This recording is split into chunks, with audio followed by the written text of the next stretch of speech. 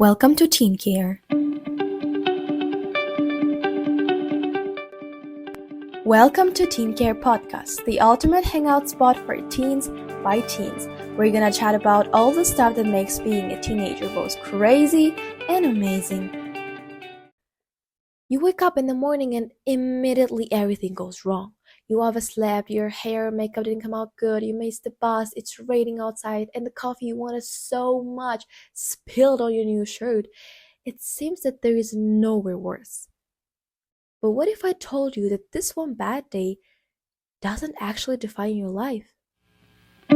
As you've already got it, today I will talk about the topic, a bad day does not equal a bad life. I'm your host Shanar, and let's go! Hello y'all, how's your day going? How's your life? I hope everything is great. If not, talk to our boss Zizi, a little advertisement moment. Well, we all have bad days, maybe even weeks, months, years, the moments when everything around becomes so irritating and you just want to disappear. Then we begin to convince ourselves that this circle will continue infinitely for the rest of our lives. And it seems like our whole life will be that awful. First of all, let's understand why this happens. First of all, the main and the most common cause of bad days is stress in personal life. It could be pressure at work, at school, conflicts with classmates, colleagues, problems in personal life. All this can cause negative emotions and lead to a feeling that the day was terrible. And along with your mental health, mental well-being, your physical well-being also matters. Because physical health is closely related to the emotional state. Lack of sleep, illness, fatigue, all this can negatively affect mood and productivity. Another reason can be negative environment. The people who surround us can have a significant impact on our emotional state. Toxic relationships or conflicts with relatives or friends or close people, all this can cause a bad day. But it does not depend only on your surroundings, but your own thoughts and emotions, as well as it can be a source of stress that we've mentioned. Self-doubt, fears, and anxieties, all this can make it difficult to make decisions and negatively affect your overall well-being. Now, the main question is it true that this means that now our whole life will be so tiring and terrible? And the answer is no. Of course, no. It's just so simple. Do not let your bad days define anything. Look, there are 365 days in a year. In those 365 days, you have the opportunity to do something great. So instead of letting one bad day define your life, focus on the good ones. It's like traveling with a few bumps in the road. While bumps can slow you down and make you stop, they shouldn't stop you from reaching your destination. Instead, they can be seen as learning opportunities that help you grow so that you can ultimately achieve your goal with more wisdom and strength. It's important not to let your bad days define who you are or who you'll become in life, because those days don't define you in any way. What defines you is what you do to keep doing despite the obstacles and challenges along the way. So the next time you have a bad day, remember that it does not define your life or your future. And most importantly, it does not define who you are. Now, the next idea might seem a little bit crazy, but in fact, even on bad days, there is something good.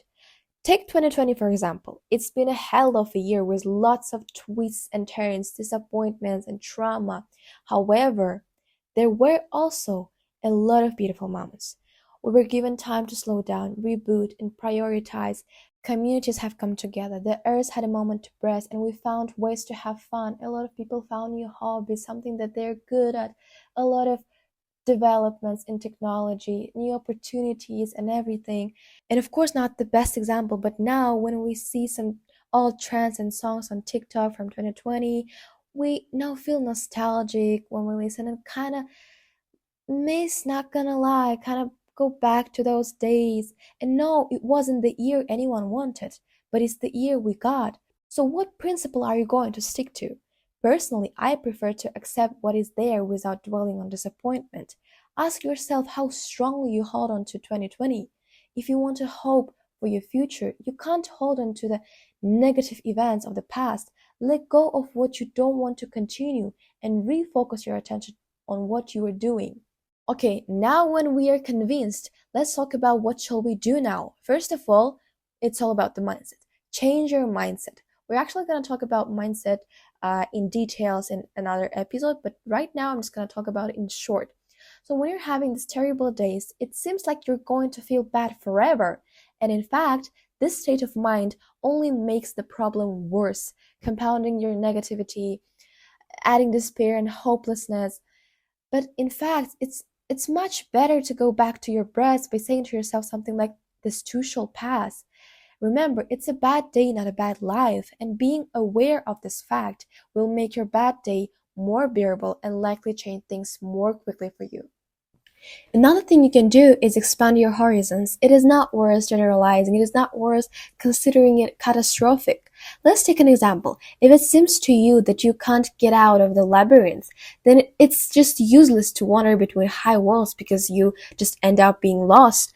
It is better to climb high above this labyrinth and examine the location from this height. So it is in life. If some details fails, if something does not stick, does not go the way that you wished, then it is simply necessary to switch to a more general angle, to look at what is happening more systematically. Now, let's talk about some real physical actions that you can do to deal with bad days. First of all, walking. You can walk in different ways, passively or actively. Talking about passive walking, experts recommend sitting on a bench with a good view and watch other people. For example, during the time you can see a woman who is probably in a hurry to work, or an office worker going to a coffee shop for coffee, or children playing on the playground, and etc. And such routine activities distract you from negative thoughts. Or you can look at the forest or at the sky, and it all helps you. And remember, when choosing a passive walk, do not forget to feel yourself in the moment. Feel the sun on your skin, a light breeze. Put your palm out to meet the raindrops. Feel the ground under your feet. Breathe in the air that brings the aromas of fresh pastries and coffee. And another way of walking is, as I've said, actively. So it means physical activities that lift the mood and energize. Or, after a difficult and not the most successful day, a hot bath with aroma candles, taking care of your body and skin, face, can help you recover, actually. This will help you relax, distract yourself, and just improve your well-being. You know, if you had a terrible day, a terrible beginning of the day, then just end it beautifully. Just spend the rest of the time for yourself and relax, and just again distract yourself from these negative thoughts. Now let's make a conclusion. Without bad days, we will not be able to feel and appreciate the good ones, like playing the piano. Without black keys, there will be no such a beautiful melody, exclusively with white ones. So in life, the value of good days will not be without bad ones, and it does not even seem to us that the day was actually good, because it will be every day for us. We all have ups and downs, pleasant and painful experiences, and it will be childish to dream only of blue skies and sunshine wearing pink glasses. And that is all for today. Thanks a lot for staying till the end. I really hope it was interesting and useful. Don't forget to check out our social media and the bot Zizi, whom you can talk to anytime you need support. All the links are in the description. Remember, you're not alone. At least Skincare is always with you. Thank you, and see you in the next episodes. Bye!